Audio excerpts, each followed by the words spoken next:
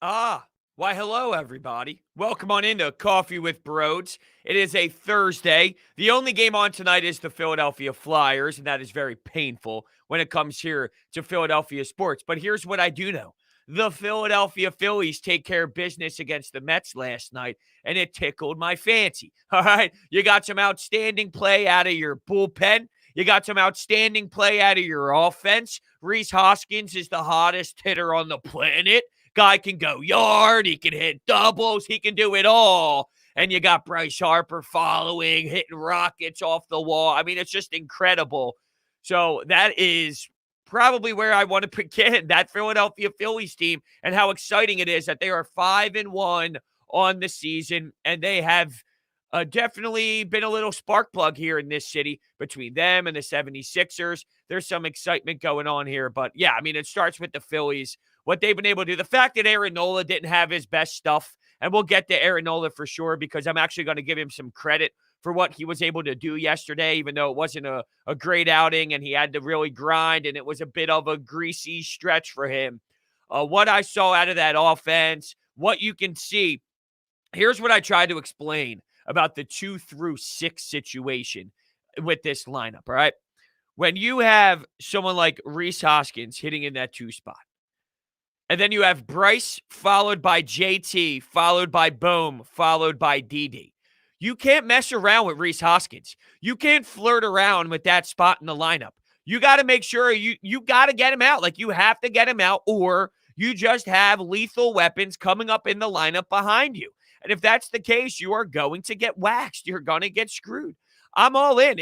I am like blown away by myself and how I have made this full transition to Rhys Hoskins in the 2-hole. And I might even think now that that's one of like the most important part here. That starts this whole thing off.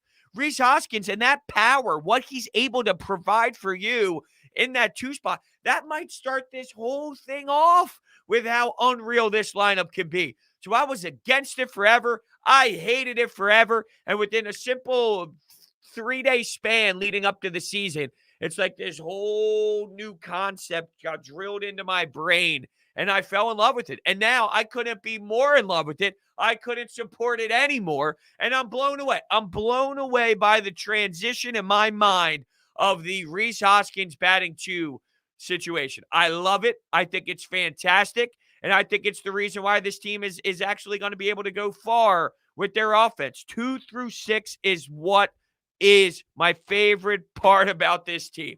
I know we're excited about the bullpen, and the bullpen actually can make a save and make a game last, and they can do great work for you. Your starting pitcher went 4 innings yesterday. 4 innings. Now, your run support was 8, and that changes a lot, right? When you have that type of run support, it definitely changes the perspective of the hitters on the other side, and they're thinking about it mentally differently, and they're approaching the plate differently, because they're most likely trying to come back with one swing and all that. So, yeah, it changes the way that they're going to, try and hit some of these bullpen arms. But I'll tell you what, the identity of this team, and I started off a show, I think it was 2 weeks ago on 97.5 The Fanatics, saying this. It was after their first win. And I said, I'm seeing something. I'm seeing something about this lineup that I think can translate long-term. Even in one game, they can grind you out. All right, they can make you work.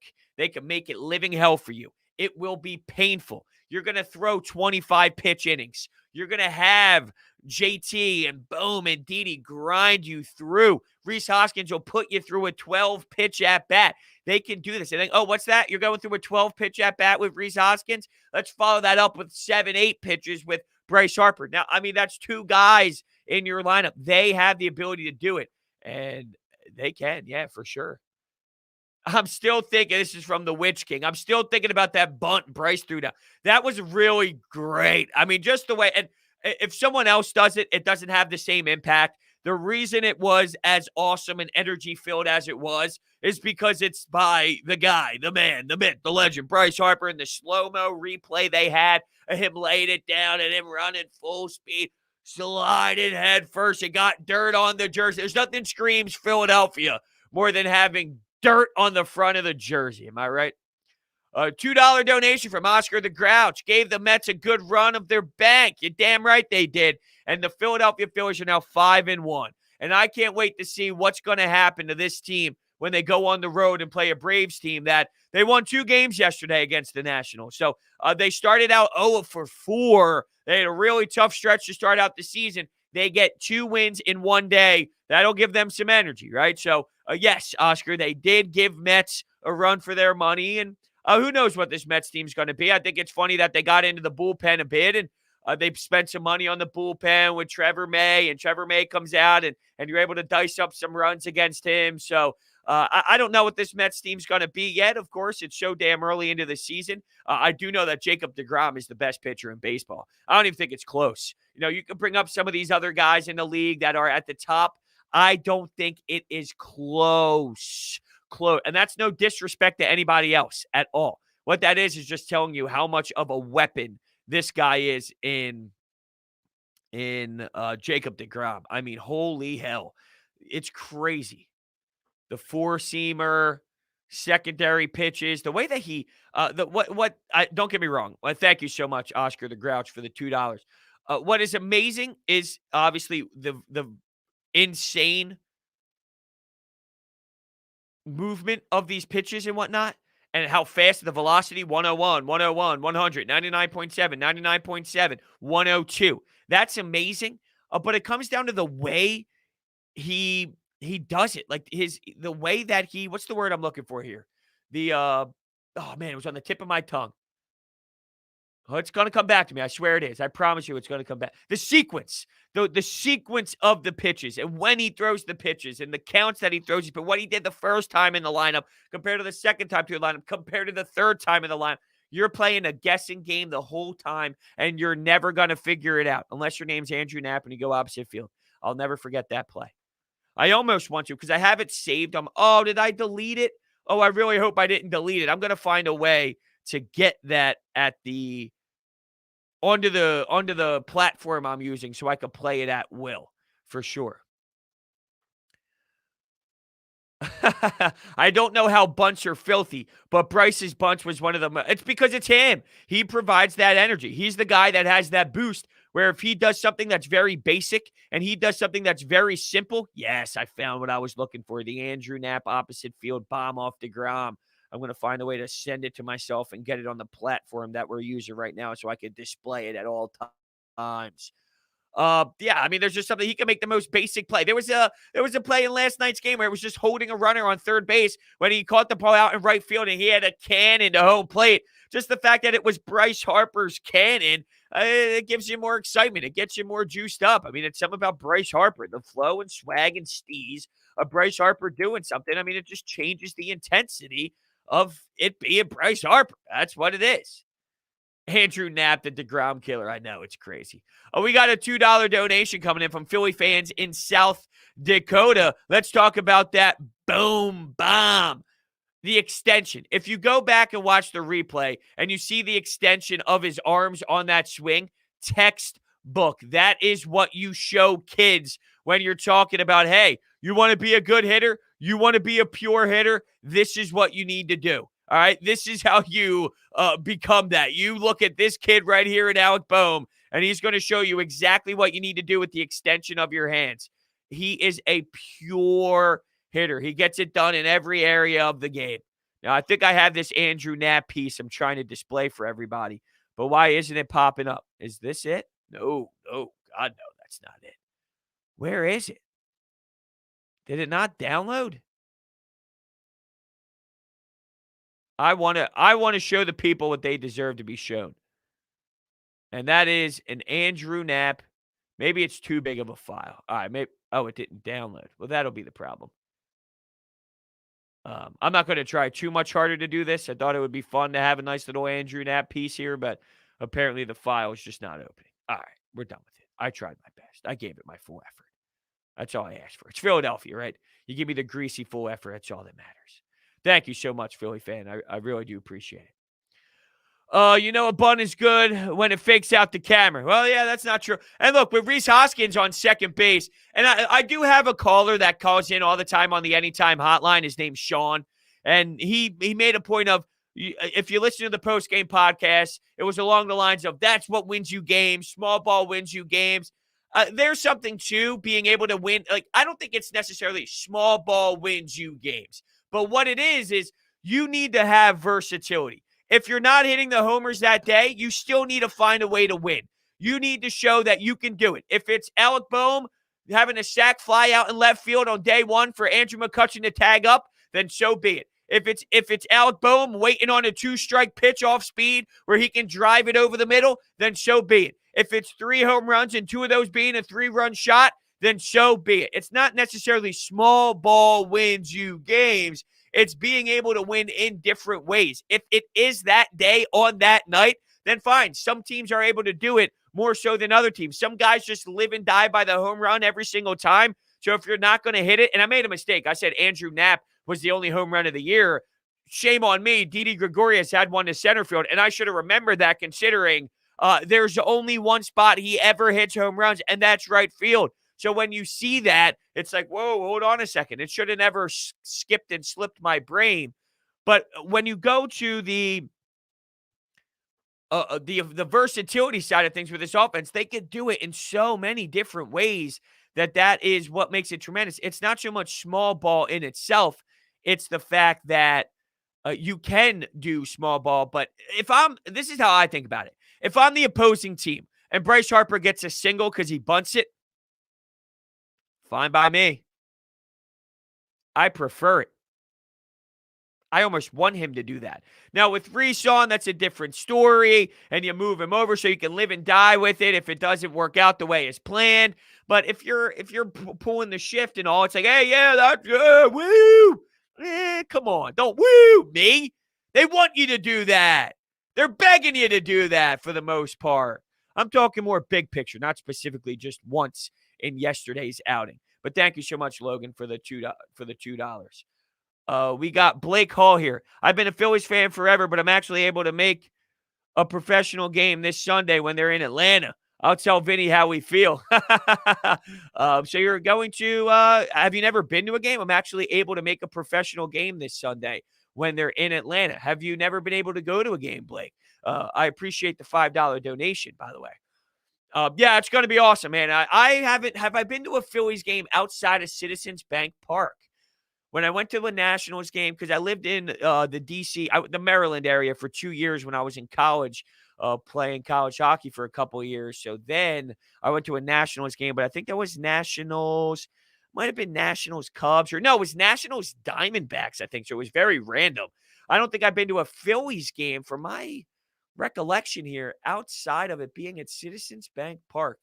And I guess that's kind of sad, but yeah, no, I should make a trip up to Citi Field and go to a game there. Haven't been able to do that. But it's going to be a lot of fun, man. The intensity is going to be there. The fact that you just embarrassed this team and you just did some crucial damage to them and you embarrassed them. You embarrassed the Braves in the opening series. The Braves are going to want to shove it in your face. They're going to want to hit you with the haymaker, especially after playing with some confidence. And I'm pretty sure they play again let's look at the Braves schedule. Okay, they have off today. That makes sense. They played a doubleheader yesterday. They have off today, and they play tomorrow at 7:20. I'm thinking of the Mets. The Mets are the team that I looked at that played today that I'm thinking of, I believe. Yes, they play the Marlins at 1 o'clock because it was an afternoon tilt, and that's why my head's all in shambles. It'll be super entertaining to see how this team is going to be able to kind of counter the Braves and the intensity that they're going to play with. So Blake chimes back in and says, nope, this is my first real baseball game ever. I've been busy for as long as I can remember.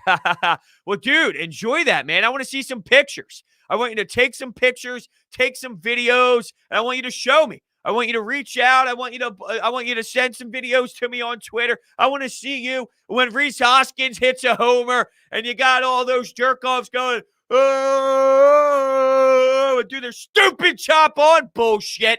I want you to be selfieing it up wherever you're sitting, jumping up and down with a couple beers in your face, giving me a stone cold Steve Austin, letting it pour all over your body after a Rhys Hoskins walk-off in the ninth, or I guess it wouldn't be a walk-off. God Damn it. Wouldn't be a walk-off. I just ruined the whole moment. Damn it. Thank you, Blake. Thank you so much for the donation.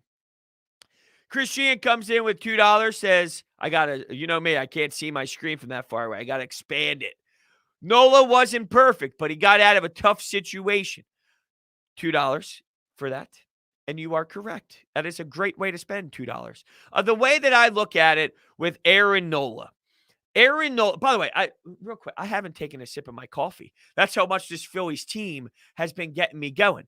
It's Coffee with Brodes. We're 15 minutes in, and this paper, I saw the smoke coming up over my face. I'm like, holy hell. And look, for me to be so sidetracked, and for me to be in a different mindset where I make my coffee, it's 9 in the morning. I haven't had that yet.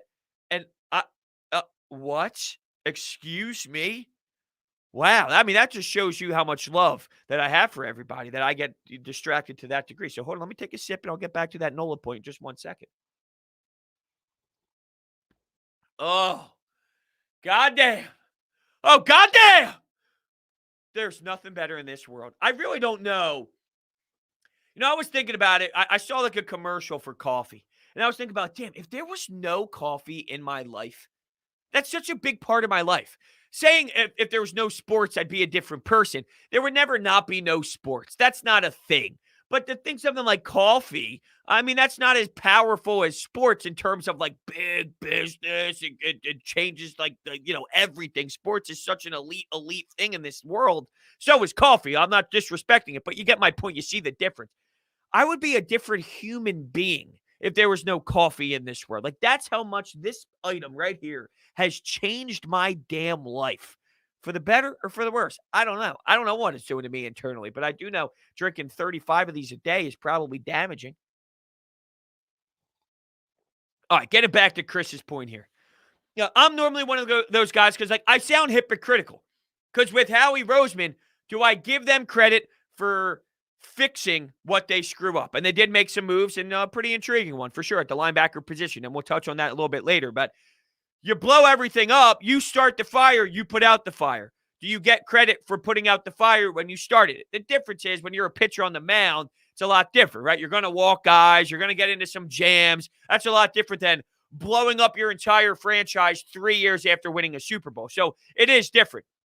With Aaron Nola, those pitches and strikeouts to Dominic Smith with the nasty curveball inside part of the plate, and with VR up at the dish where you throw 94 cheese up in the zone and you get him swinging through it, those are impressive. And the fact that it can easily go the other way. Other guys don't get out of that jam. Vince Velasquez gives up 13 runs there. Matt Moore and some of these other guys, you don't get out of those jams. Maybe even, and I like Zach Eflin, but maybe Zach Eflin gets out of one of those jams, but the fourth inning jam, he allows a single, or he allows 1 run or 2 runs to get in. Like, not every pitcher can get out of that. And with what he did with Conforto, after just hitting Francisco Lindor and escaping because Lindor missed a pitch that he probably should have been able to drive, it went just foul. If he squared it up a little bit differently, you probably would have seen something different, a different outcome there. But you hit Francisco Lindor and you respond with a beautiful breaking pitch on the outside part of the plate to get Conforto. I mean, it's just, I got to give him credit. I really do. I got to get him credit for him to work out of that, to limit the damage. 90 pitches with that type of lead to start the game off and only going 4 innings. Yeah, that can't happen at Nola, but I'm still going to give him a lot of credit. I really am. I got a $2 donation from the Judd. $2, but does not say anything. Thank you so much. All right, let's get back to some of these. Now, I wanted to make sure I hit on the donation one, so now I'm a little backed up on the comments here, so I am going to scroll down and get back to the bottom. So here we go. Someone says here, how about Howie Roseman? Look, as much as you don't like Howie Roseman's bad, Howie Roseman's an idiot, Howie Roseman's stupid. We know what we've been hearing for all this time now. You actually have to give him credit, man. You got to get him credit for what he has done with the situation at linebacker, right? I mean, you just picked up a linebacker out of Minnesota that I'm not going to tell you he's a world beater, all right? But he's not that it's hard to be better than Nate Gary and some of these other guys, but I think you got a player. Like, I think you got a legitimate player that can definitely do some damage here. Now, from my understanding, he's got some problems with this tackling, and he's going to have to be a better tackler. That's an area where he's going to have to be stronger.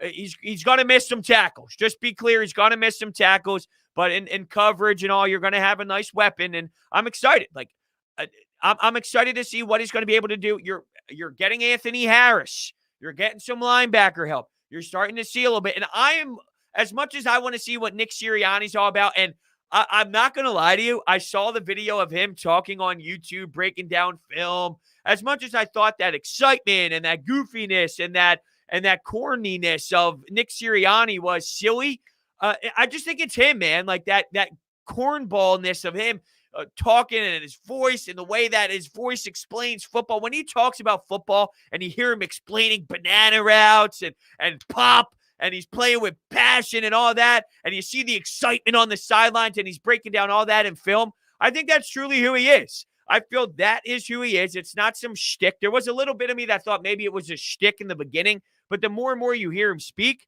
I just think it's him. And there is something to be said about that energy rubbing off to the locker room that I'm pretty much, that's our cornball, Kevin said. Exactly. I'm starting to get a little sucked into it a bit. I'm not going to lie. I'm not going to tell you he's going to be the best coach in the world, but in terms of, just the goofiness of Nick Sirianni, I think it's one extreme to the next. Doug Peterson was a dope. Doug Peterson was a moron. Hey, he got the job done and won the Super Bowl, but this man, he was in outer space. Nick Sirianni is just a guy that wants to get his hands in the dirt, and I'm not going to say he's a cool guy. He doesn't give off the vibes of just being like a cool dude. He definitely is goofy, but there's something about the passion of Nick Sirianni that's getting me sucked in. I want to eat a cannoli with Nick Sirianni. That's a good one, Tim. Getting to the defense now, though, with Jonathan Gannon, I want to see what Jonathan Gannon is going to do. You're going to see this whole new element with Jim Schwartz. And speaking of Jim Schwartz, how about that? He's going to Tennessee. I love it. My man just wanted to get out. He just wanted to get out big time and do it on his own terms. Hey, I'm out of here. I don't think I feel comfortable, this and that. Bang, he gets picked up again. And I'm a Jim Schwartzman. I'm going to miss Jim Schwartz, but I think Jonathan Gannon's going to bring a new, fresh element here defensively. You pick up Harris. You're picking up linebacker help. They also brought back Jordan Howard, which I just think that there's this weird fascination with Jordan Howard. At what point is it, all right, really, we're going to continue to do this? And I get it. He has a background here, and he's been here before and all, but, to some extent, it's, you know what I'm saying? He gives you a different element, though. You get that power back compared to Miles Sanders, who could be used in other ways. So hopefully he can catch the football this year. I was extremely disappointed in that side of things. So Eric Wilson, it's a one-year deal up to $3.25 million. 122 tackles and 3 interceptions last year for Minnesota. So that's kind of the numbers. But I was reading a piece on The Athletic from Zach Berman and all, and he was kind of breaking down and with an area of need that you really needed to get help on for sure. But he did bring up the lack of missing some tackles and the coverage side of things. So just something to look forward or look at when assessing him for sure.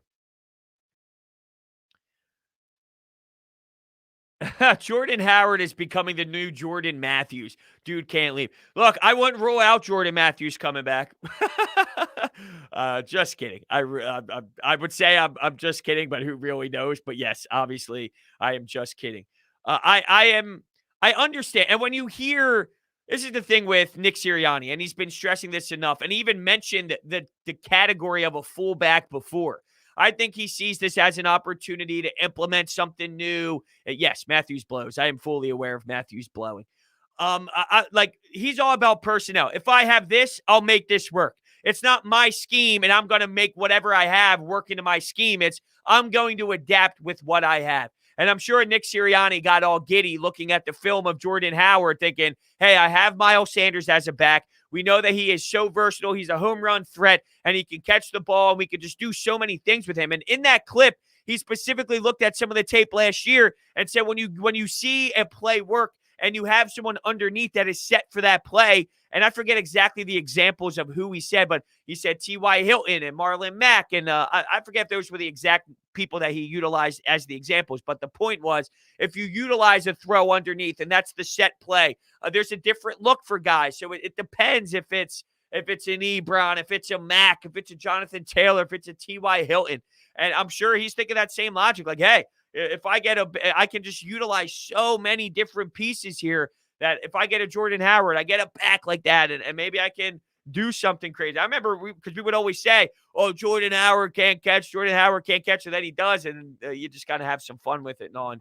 Let me go back to some of the Jordan Howard stats because I remember, if I specifically remember, I know the game in Green Bay that he had was a monstrous night when they went on that Thursday night game. Let's go to the splits because I remember the game specifically where let's see, receiving. Yeah, six. Okay, what's that game? 6 targets, 6 receptions, 40 yards in the passing game. And everyone on Twitter was like, oh, you told me Jordan Howard can't catch. My guess would be that Nick Sirianni is watching all sorts of film. And when he sees that game against Green Bay, he'll start to try and implement some things for sure. Do I talk Phillies already? I talk everything. We bounce around here on Coffee with Bros. There's no real structure other than have your coffee and talk with me. That's the rules. There's 2 rules here with Coffee with Brodes. Each show has its own structure. Coffee with Brodes is relax, hang out, let's kick it, and let's enjoy our coffee together. So we bounce around different topics. We go all around. We maneuver around. Remember Zach Brown? LOL, he blows. Yes, I do remember Zach Brown. And I thought he was going to be a better pickup than he was. He did have some success in Washington. Like I thought he was going to be a better player, but that did not work out as planned. And I don't think Eric Wilson has that same type of there was a problem with the attitude, the personality of Zach Brown, who he was as a guy. I don't see that same resemblance in Eric Wilson. I think Eric Wilson's a hungry guy. I think Eric Wilson wants to take advantage of this job. I think he sees this as an opportunity of, hey, I can step in there and I can explode and I can be, I can be a piece. Maybe kind of like what Alex Singleton did. Hey, here's my chance. I'm going to make the most of it. I feel more Eric Wilson's in that category more so than a Zach Brown who seemed to be that veteran who felt entitled and, hey, I've made some tackles in this league before. And he didn't seem like he had that drive. That was missing from Zach Brown. That ain't missing from Eric Wilson.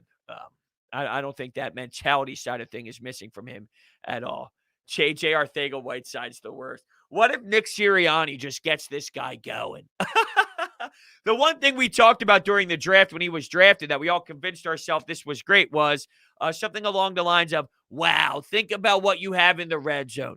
Zach Ertz, Dallas Goedert, Miles Sanders, Alshon Jeffrey, JJ Arcega-Whiteside, the umbrella man. No, oh no, that's something that has to be added to the list for sure when it comes to I gotta download that picture right now.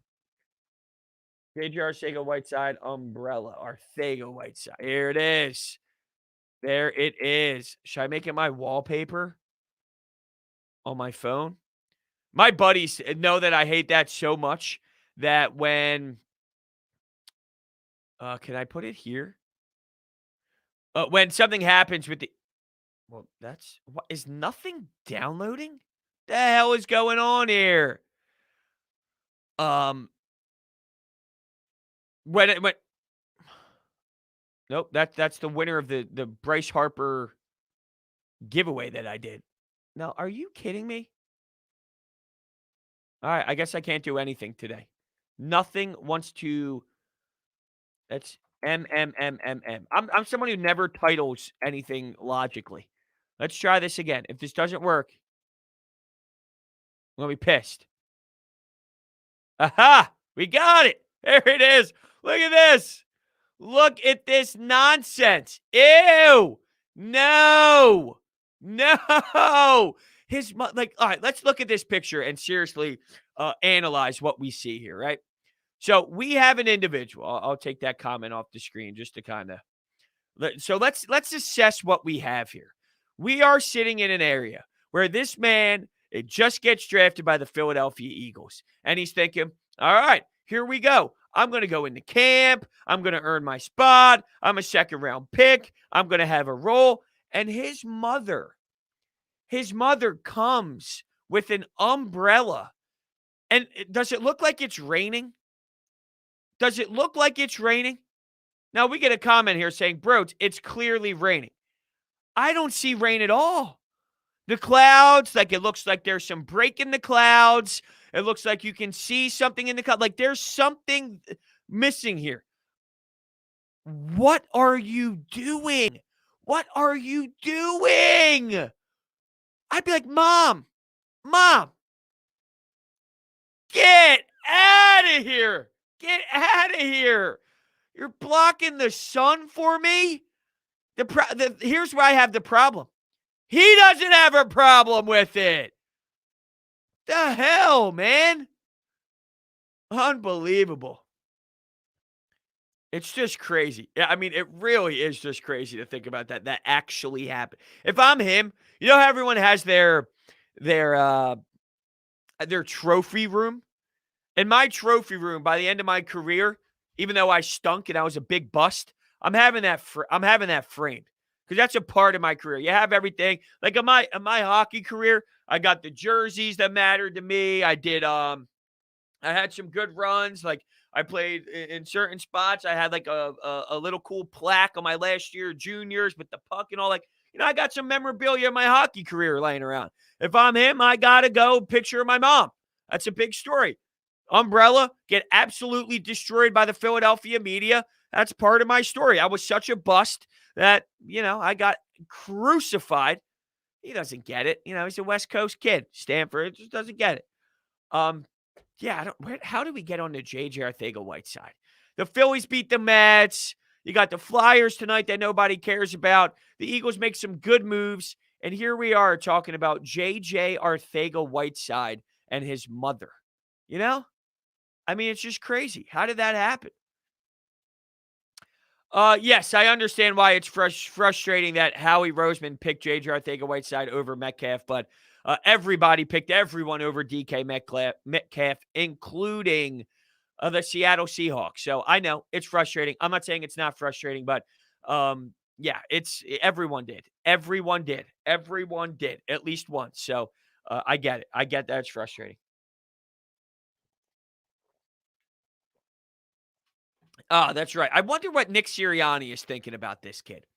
Like, it does seem like Nick Sirianni's a guy that thinks about what can you do best? What are your strengths? Let me apply your strengths to what I can do for you. If that's one thing that I thought Doug Peterson failed at was he didn't do a great job at helping out the guys around him. Hey, or he didn't do a good job at putting the players in the best position to best benefit their skill set. It does seem like Nick Sirianni is stressing that. Now, it could be all smoke and mirrors, and this guy can know nothing. But from all I can base it off of is hearing him speak about what he's going to do, and I believe that he is going to apply that the best of his ability to his scheme. I wonder what he sees in J.J. Arcega-Whiteside that goes, I can use him. I can do something with this. And what is that going to be? I just wonder. I wonder what is going to be the usage under a whole new regime, not a whole new regime because Howie's still here, but under a new offensive mindset. What will J.J. Arcega-Whiteside's role be? I don't think it's going to be anything big, and I don't expect it to be anything big. It's just an interesting storyline. Of the 5,000 storylines that we are going to have this season, whether it's Andre Dillard or Mailata, whether it's, what Jonathan Gannon's going to be, Jalen Hurts, the quarterback, right? That's a big one. Jalen Reagor, their first-round pick this year, all of it, all these storylines. Nick Sirianni. One that's getting thrown on the radar, a little J.J. Arcega-Whiteside, your second-round pick, because you got to think about it.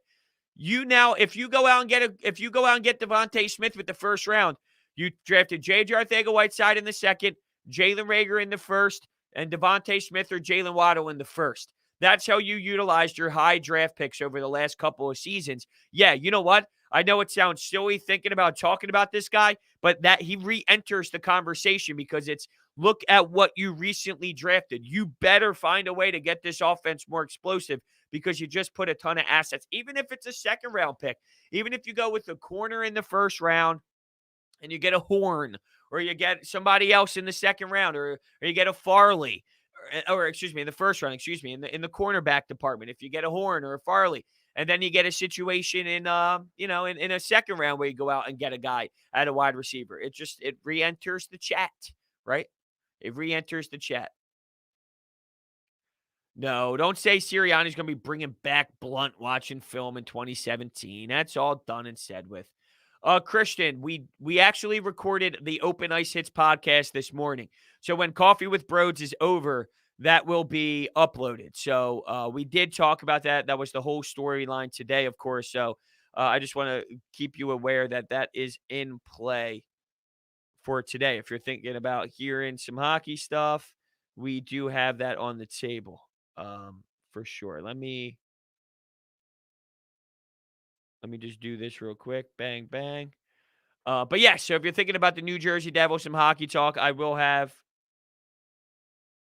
that being brought up today in just a little bit. I'm early? What do you mean I'm early? It's 9:30 every day. It's Coffee with Brodes. It's 9 to 10 a.m. What do you mean I'm early? I ain't early. I'm on time. I'm on time, my friend. Am I ever late? Yeah, sometimes I am. Sometimes I'm a 9:02. Sometimes I'm a 9:03 kind of guy, but I'm definitely not late, or I'm not early. I'm on time. Tamika, don't be doing that to me. Where are we here? Imagine if this team has a capable starting center fielder and actually an ace. Few call it a lock for the division already. I might even. I don't know. I need to see more of what's going to happen with the 4 and 5. That's for damn sure. I need to see more of what's going to happen in that area with what we're going to get out of Matt Moore, what we're going to get out of Chase Anderson. I thought Chase Anderson was fine. If you get 5 innings or so out of him, and then you rely on the bullpen, it's not the worst situation in the world. I didn't love Matt Moore, so I definitely need to see more. But here's another thing: you actually have a bullpen that makes sense. So knowing that you have a bullpen that makes sense, it's a totally different spot for you. So you can get away with that more. They could like they're Yes, can they be better? Every team could be better. Every team could have one more piece. Every team could look at their lineup and say, if they had one more position player here, if they had help in left field, if they had a better second baseman, every team can look at their line. Even the Braves, even the Mets, every team can nitpick and say, we need help here. We can add here. So no team is legitimately perfect unless maybe you're the Dodgers and you're just stacked and you have so much power and you have so much pitching and you have so much prospects and you have so much money to spend and you have great executives in there and you got Freeman. Like, if you have all that going for it, yeah, that's very rare. Can the Phillies use some help? Of course. They're not a perfect product by any means, but for what they have and for what they have shown us to this point, every team can say, well, we need help here. We can add here. Like, every team does that, So I'm with you. If they had someone in front of Aaron Nola, it would just be dynamite. I mean, you could get to that level of you're in a good spot with your 1, 2, and 3. You are in a good spot. If you had one more, I mean, it would be incredible. You would be talking about such a difference maker and so much depth to your starting rotation. I don't know how you would get that, right? It's not going to be Mick Abel, and Garrett Cole's not available. So I don't know if you can just pop and insert a guy in there. They're not accessible. They're not easy to go out and grab. Even if, like, for example, if you went out and got guys, because there's guys that do become available. The Garrett Coles of the world don't. But the Mets made a move for a guy like Stroman. If you acquired a guy like Stroman, that doesn't go over Nola. I don't even think that goes over Wheeler. So you can still go out and get a guy that you can go out and get like a Stroman type and to make this depth even better. But to find someone to slot in front of Aaron Nola, as mentioned, I don't think that that's going to, be accessible that easily, if that makes sense. Have my impressions changed? Yeah, I mean, I definitely think that they're better. Fran, Fran, Fran. Maybe a guy like Jake Arrieta. Now, it's funny you bring that up. I talked about this a little bit yesterday. Jake Arrieta, he had a nice outing. He went 6 innings. He allowed 1 earned run. He had a couple strikeouts. Leave it to the Phillies to have a guy that can't figure it the hell out, always be injured, go back to Chicago. And not that it was anything dominant by any means, but he did have a nice outing. And so did Brandon Workman. He came in. I think he had one. The last time I checked, he had 1 2/3 innings pitched.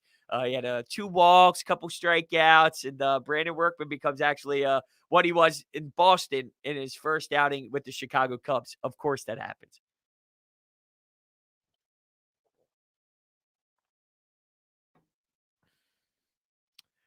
Matt Moore and Chase Anderson aren't good enough, in my opinion. They had 1 outing. I mean, they literally had 1 outing, and to just to bounce back a little bit with that, when so you have 1 outing, right?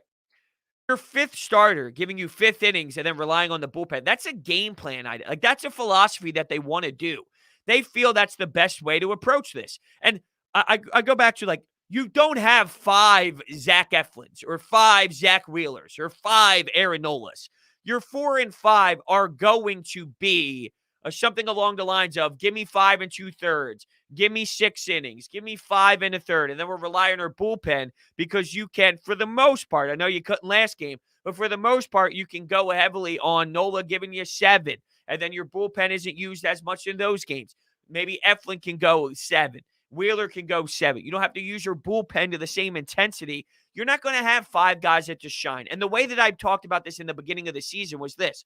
Of Matt Moore and Anderson, one of the two will hit. So maybe Matt Moore is not the guy, and he showed some electric stuff in the first inning, struck out Francisco Lindor on the inside part of the plate, and then he lost his location real early. He lost his command pretty damn quickly there, and it wasn't smooth at all. The transition after the first 2 innings got pretty wonky. Didn't have great defense to support him, but it's been 1 out. Imagine if you saw Aaron Nola do that his first outing, and that's all you had to reference Aaron Nola. You would think, oh, he stinks. Oh, he's garbage. Oh, he's not good enough. You can't justify making your opinion out on one guy or one start on one guy. And look, you might be right. It might end up being that Matt Moore and Chase Anderson aren't good enough. My thing is, you don't have enough information to fully come up with that assessment yet.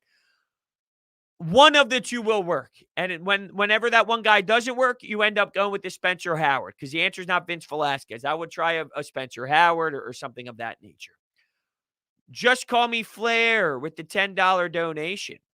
Says, I'm new to the Phillies and baseball as a whole. I know the basics. I just got to learn the players around the league. What would you say is the weakest part of the team? Thanks for the content as well. No, thank you. Just Call Me Flair for being a very strong supporter, someone who is always commenting in Coffee with Brodes, someone who's always here. I appreciate you. I notice you. Thank you so much for the support. It means the entire world to me. So when you look at the biggest weakness for the Phillies, center field is definitely a weakness. Roman Quinn blows. Roman Quinn is bad. Roman Quinn should never start a baseball game again. He's a very fast, speedy player. The only way that you can show your skill set is if you get hit by a pitch because that's the only way you're getting on base. You are so overwhelmed, you're so overmatched, and you strike out too much. Adam Hazley, I don't think he's an everyday guy. I don't. I was a little optimistic about him, and he's an 8th-hole hitter. So, I mean, to demand an 8th-hole hitter to give you anything crazy and special production is unfair as well.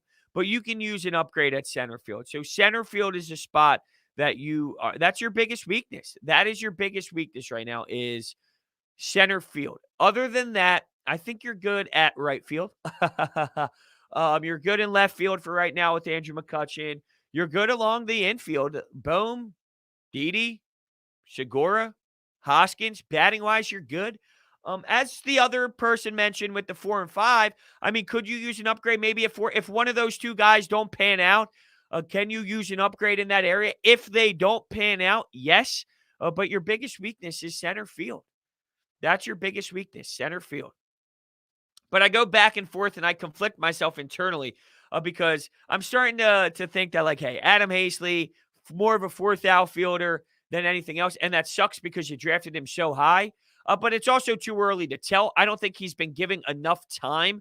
Roman Quinn has been giving enough years.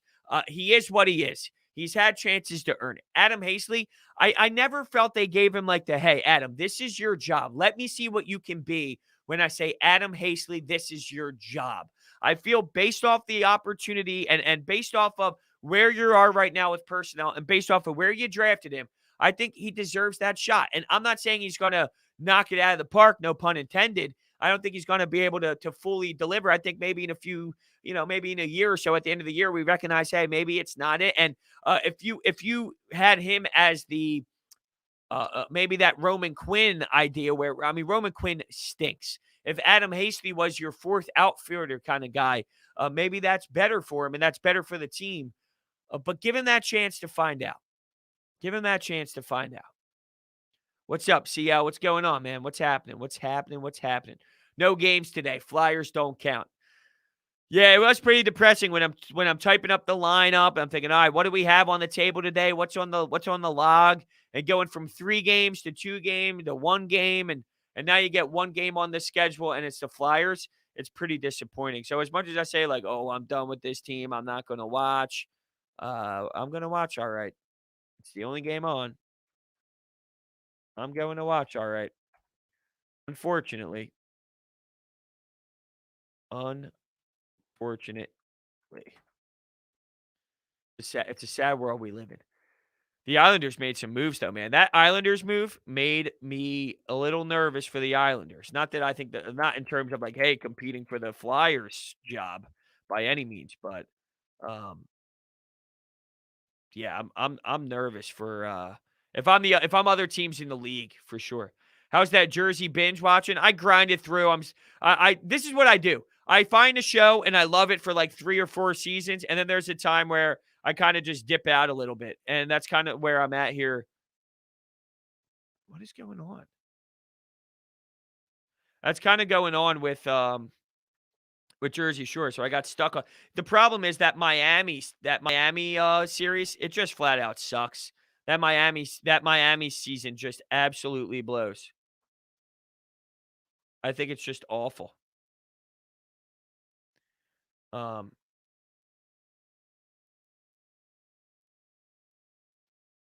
I'll wait for that. Sorry. I'm getting a little sidetracked here with some open ice hit stuff that's happening on the other side of my screen. We got a $25 donation coming in from Kyle. Here's a case of beer on me, Brodes. Phil's looking good. I think a guy like Gray from the Rockies would be a good rotational pickup for the Phils. Maybe a guy like Reynolds in center. Both super underrated. Kyle, thank you, man. Of course, we're going Miller. Am I allowed to go Miller? I don't know if you're like, see, some guys are like anti-Miller, anti-Bud, anti-Coors. So if I said, hey, I'm a Miller Lite guy, they go, oh, God, you drink that piss water? And then they say, yeah, I'm more of a Coors Light guy. Huh? Oh, Miller Lite's the piss water, but you're out there drinking Coors Light. If any of it's piss water, it's Coors Light. If I'm going light beer, of course. I'm not saying that's like my beer of choice. Yards Pale Ale is more my beer of choice. If I'm going with more of an upscaler beer. Not that is at the top of the, like your higher ups, but it's a nice item. Thank you so much, man. I really appreciate that. What I'm gonna do is go straight to the liquor store. Miller is my go-to, my guy, says Kyle. All right. Perfect, man. Perfect. Yeah, geez. In terms of some pickups, yes, any help would be solid. Now, just to put it in perspective a little bit, I don't know why I do this. Why do I always do this when it comes to typing? I swear to God, I'm like the dumbest person in the world. I'm reaching over things and things I'm not even using. Like such a moron. Microphone's hitting my chin. It's just brutal. Jonathan Gray has only had 1 outing to this point, and he went 5 innings, allowed 4 hits, 7 strikeouts. Colorado's just a mess. They're just a dumpster fire internally. John Gray last year, he had 8 starts, so very limited action with 39 innings pitched. The year prior, a 3.84 ERA. He's like a career 4.5 guy, 4.57 ERA. That's his career in 7 seasons. Yeah, I mean, for a back end, I think that can definitely help, and that could, you just get like veteran. But my thing is, if I'm just looking, and I'm not disagreeing with your mindset here. I like where your head is at. like, let's okay, so 4.57, right? Let's look at Chase Anderson, for example. And I know Chase Anderson is coming off of a season that it was more in the sevens type of thing for his ERA. But in 8 years, Chase Anderson's a 4.06 ERA. And Matt Moore is a career, and I know he just came out off Japan and he's a lefty, so add that into the mix. But his career ERA is a 4.51. So something that just came to my mind while thinking about that is, do you kind of have that already in Chase Anderson and Matt Moore? Are you just going with another philosophy of, hey, let's go out and get a guy that is in that career 4+, it's in between that 4 and 5, has a couple years under his belt, more like that veteran presence? Do you kind of already have that in some of your players?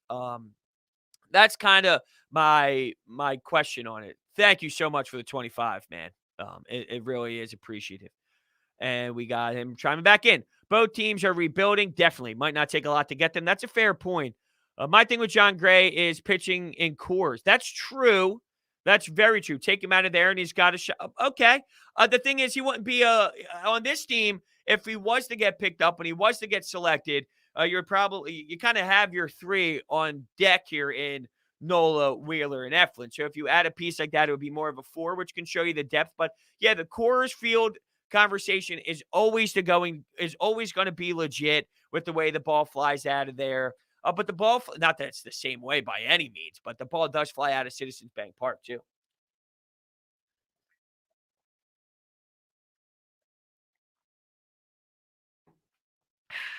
Amazing. That's a good point you brought up, Kyle. That's a good point. Dude, Jason Peters needs to retire. I feel like that might be one of the most random things in the world. Is there something that's going on in the Jason Peters department that sparked your brain today? I just feel like today, with everything that's happening, the last thing I thought about this morning when I woke up was Jason Peters. Unless there's something that is happening. Am I missing anything in the Jason Peters department today? Doesn't look like it. Doesn't look like it. So to me, I mean, that's just out of nowhere. No? Thoughts on Joe Girardi at this point? I've only had one situation where I wanted to scream, and that was the Vince Velasquez debacle. There are some that were upset with the way that he utilized Aaron Nola in the first start, in the first outing, going to the bullpen at 6 2/3 when he was at, well, I think he was at 82, 84 pitches or so after giving up that home run to Pablo Sandoval and not giving him a chance to work out of it. I didn't really have a problem with that. I didn't have too much of an issue with it, so it didn't bother me. I only had one fault with Joe Girardi that comes to the top of my mind, and that was the debacle of Vince Velasquez. He starts to walk a few people, and you don't have anyone warming up. So when you don't have anyone warming up, it's like, Joe, what are you watching? We all see it from the couch. Everyone's clearly understanding that there's a major problem here, dude. There's a major, major issue. Joe, please, please do something about this. Would I take a flyer on Smith in center? I think right now, I think right now I think we're at the point where I think you're just gonna rock with what you have at this moment. I think for right now, I don't see a situation where you're gonna be doing much in that area just right now. I think you're just kind of like, this is what it is. If anything, I think it'll be Odubel Herrera.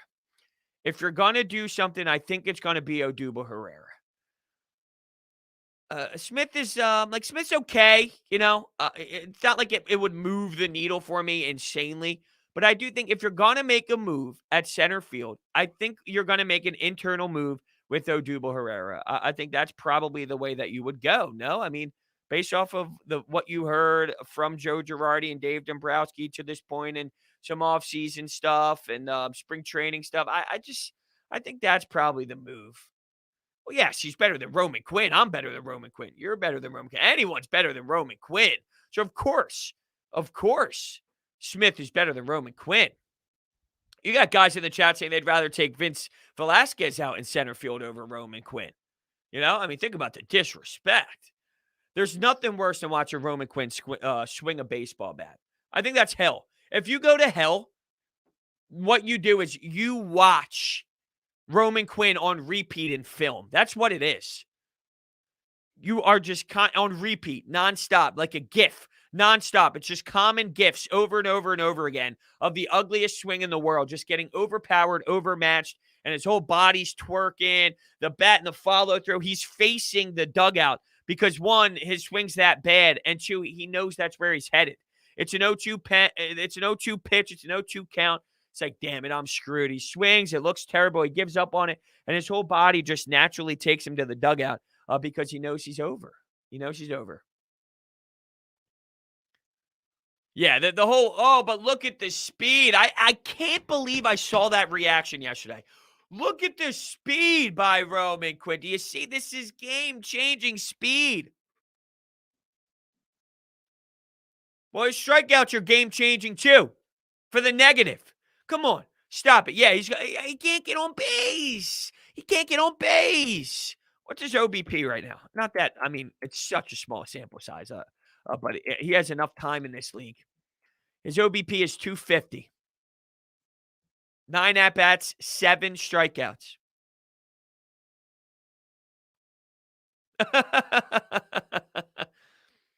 Ooh, Pat, you convinced me to watch some baseball. Oh, now that the Phillies are good, that's fine.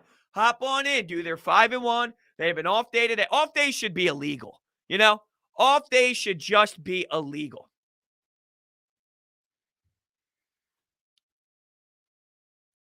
The way that you had, you didn't even watch the Phils. So I got you to watch baseball, and you're not even watching the Phillies. What game are you watching last night? Let me know. What game are you watching? The Orioles? What game are you watching? Because you're now a Marylandsman, right? And now you're in that area. Do they have a name for you guys down there? Maryland? You Marylandsmans? What do they call you guys down there? Oh, you're watching the Orioles. Come on. So now you're going. Look, Camden Yards is a nice place. I enjoy Camden Yards. I think it's actually a really beautiful ballpark down there.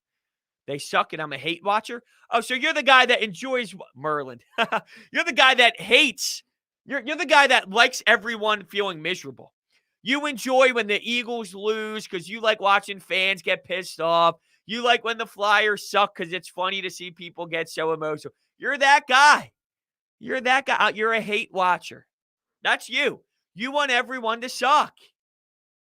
Am I right with that assessment? Is that a right assessment?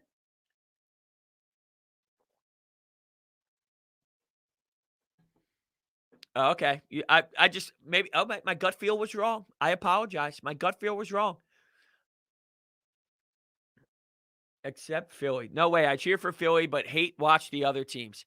That's fine. The way you intake sports is cool with me. I love watching other teams. I don't hate watch teams. I was watching the Braves and the Nationals yesterday. They played at noon. Well, they had the doubleheader, but when Acuna Jr.'s up, and they're not playing the Phillies, like, he's going to do what he's going to do, right? So my hate watch, my impact, like, it has not. I just want to see a stud hit the baseball. I want to see Juan Soto be a monster. I want to see Max Scherzer be unbelievable. Like, when I watch these other guys, uh, well, this is also a very fair assessment. I get horny for sports.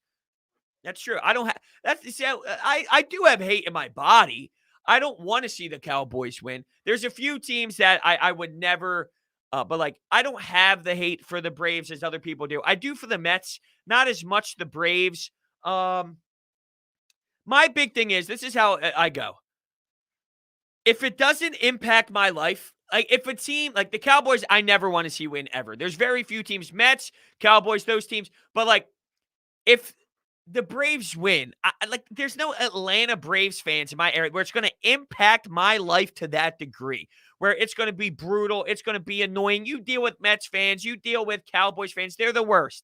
You never want to hear it from them. But like some of these other teams, if they win, it doesn't impact my life's the same. My life is the same. My life's the same. Unless it's the Philadelphia teams winning a championship, my life's the same for the most part, except for like 2 or 3 teams in sports. So that's the way I kind of look at it. TK says he can't really get into watching other teams. Yeah, I can. I went Orioles, Yankee. Like when the Phillies were on yesterday, I go with the 3 TV setup. So when I was watching, I had the Dodgers game on. I had the Padres game on. I love watching out of the league, out of the division, around the MLB. I'll just kick back, throw anyone on, man. The Rays, the Red Sox. I don't care. I'll throw on anybody. Is there an open ice hits this week? Yes. Once. So we're going to get back on track. The last couple of weeks have been a little wonky. We've recorded open ice hits this morning, so it's actually exporting as we speak. There will be, it'll be uploaded within a little bit or so as it continues to export and whatnot. So open ice hits will be uploaded. Right now, there is, just the last couple of weeks was a little bit off, but we're going to get back on track here as the backstretch of the season continues to kick off.